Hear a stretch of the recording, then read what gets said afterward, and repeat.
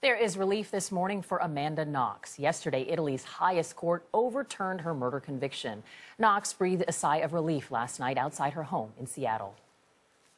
I just wanted to say that I'm incredibly grateful for what has happened, for the justice I've received, for the support that I've had from everyone, from my family, from my friends, to strangers, to people like you. You saved my life, and I'm so grateful. Knox and her ex-boyfriend were accused of killing a fellow student in Italy in 2007. They were twice convicted and now twice acquitted. This puts the long-running case to rest. CBS News legal analyst Ricky Kleeman joins us with more on that. Good morning, Ricky. Good morning. 8 years, 4 verdicts. This is finally the end, but were you surprised by the outcome? I was absolutely stunned by the outcome, and I think most legal experts were stunned. You have to understand what the options were for this high court. They could have simply affirmed the convictions, and then she was going back if extradited for 28 years. Her boyfriend would have been cuffed that night, and he was going in for over 25 years. They could have overturned and sent it back to the appeals court for a new appellate trial. Definitely the considered opinion around the world through scholars of the logical outcome.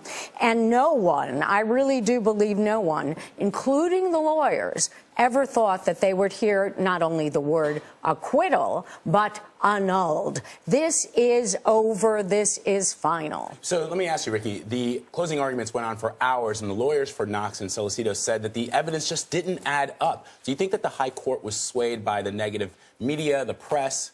Well, I think that the high court certainly is not deaf, dumb, and blind. The high court, however, is not supposed to be thinking about the press or outside influence. One important thing here, though, you have a prosecutor who investigated this case, and in that particular instance, you have someone who has been accused of prosecutorial misconduct and corruption in the past. It goes all the way back to the Monster of Florence, and you have someone where you had evidence like there's a knife. Let's take the knife, and it seems like the knife they could have used. So that's the type of evidence and the type of a look-see to say what is in this case. Correct me if I'm wrong, though, because I remember when this case was playing out, at one point she accused somebody else. Well, what happened to all of that? That was really a problem for her, because her false accusation of the bartender has never sat well with anyone, particularly the bartender. She was ultimately prosecuted for what we would consider something like defamation, a false accusation.